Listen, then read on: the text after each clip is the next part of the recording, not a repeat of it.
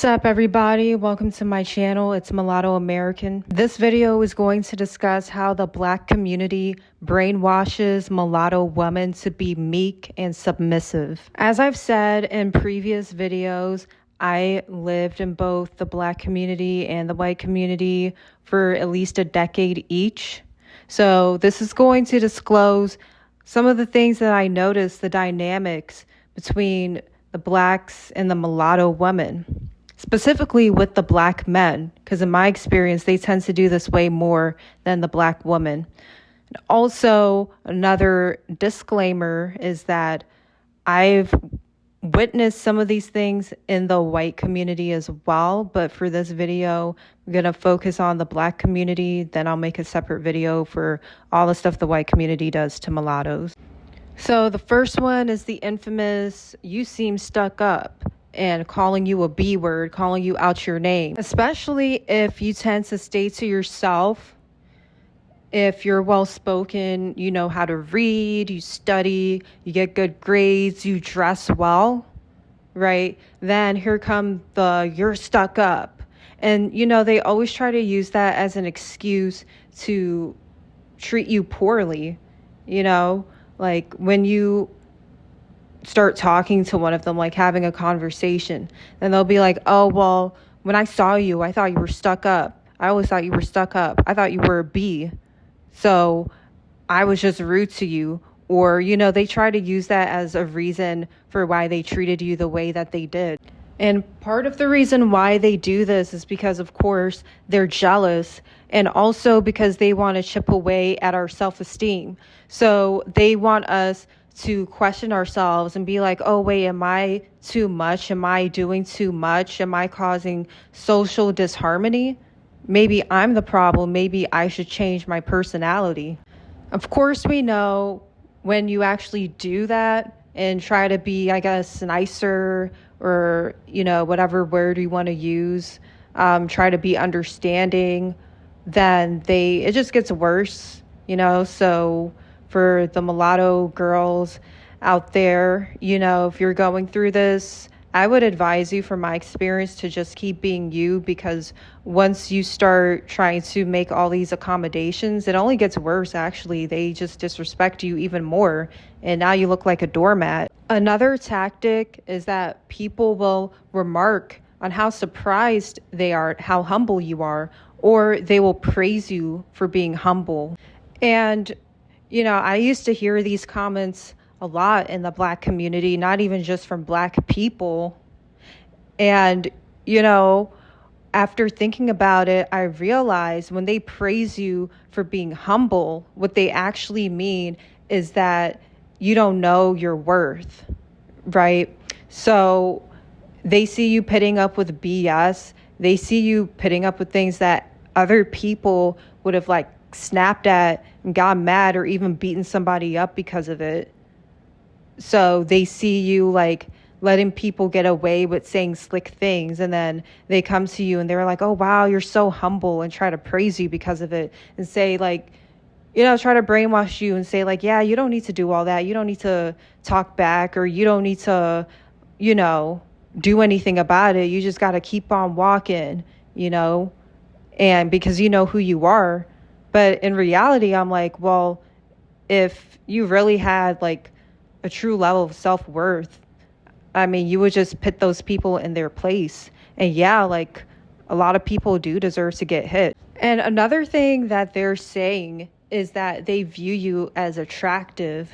So, a lot of people, they have this notion that attractive people, they just walk around with a big head. They have this ego, and that life is just easy for them. So when they see that you don't act that way, when they see okay, you actually have some humanity or substance, then they say you're humble.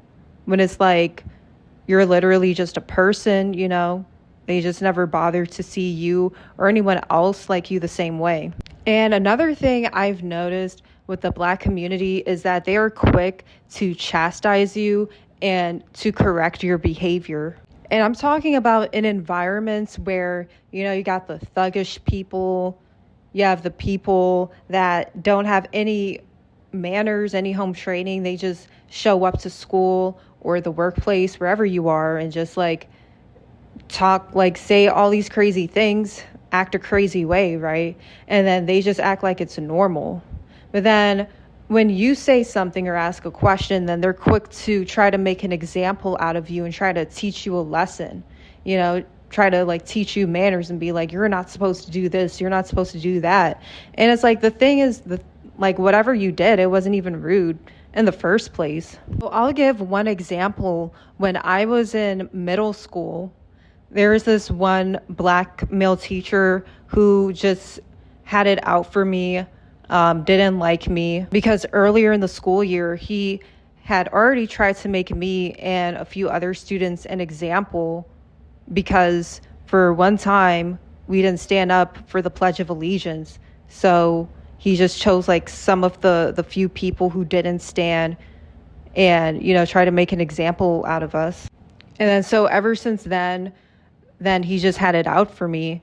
And so one time he was standing outside of the classroom talking to a white male teacher. And then I walked in between them to get into class. And then he called me and tried to make an example out of me. It was like that you don't walk in between two adults when they're talking, and that when you do, you're supposed to say, excuse me. And, he tried to make an example out of me. He wanted me to go back and walk in between them again and say, excuse me, when he knows, I know, everyone knows that nobody in that school ever does that. And this was a mostly black school. Like nobody ever does that. And even growing up into high school, into college, where at the time it was still mostly black before I moved, nobody ever did that. Like all the black students, everybody would just walk in between two adults who were speaking, wouldn't say anything. The adults didn't care. And that's just one example out of the many.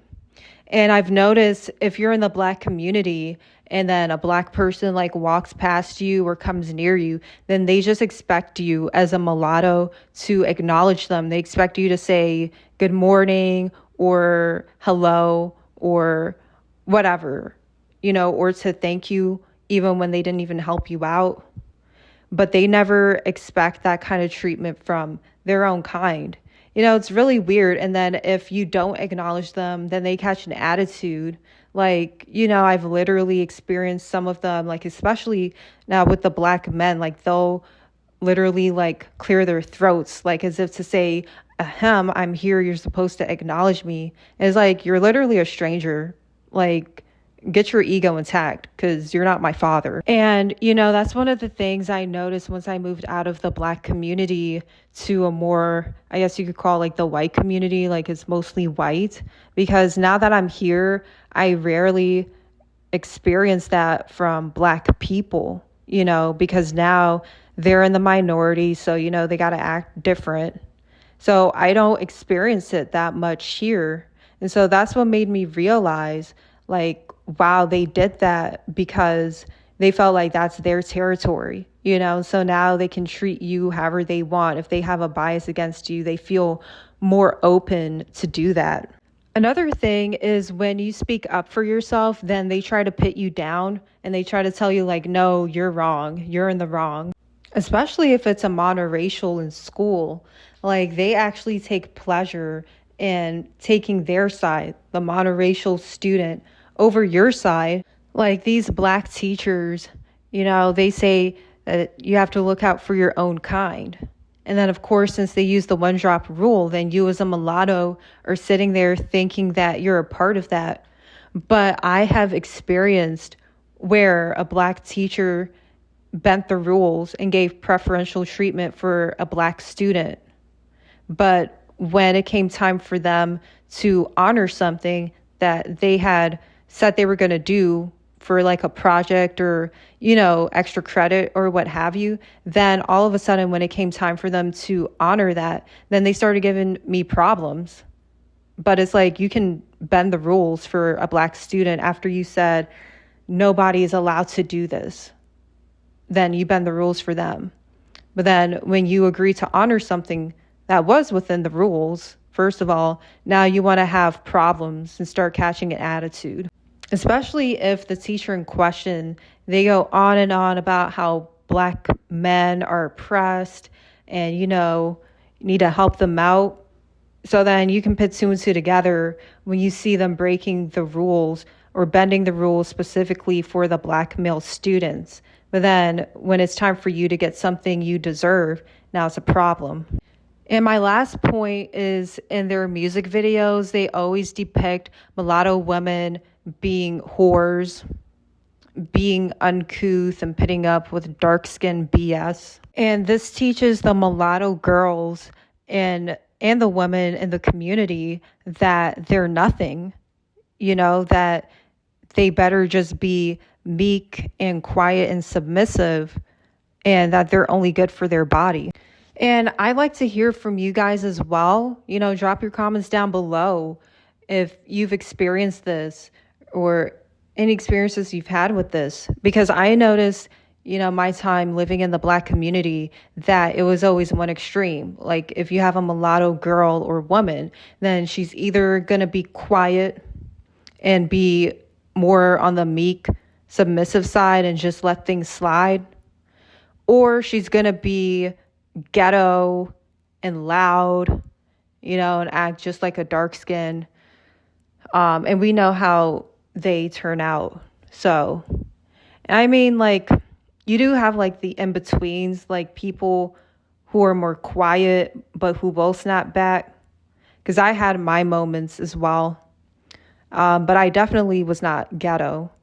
But anyway, hopefully this video sheds light on the situation, and be sure to share this video.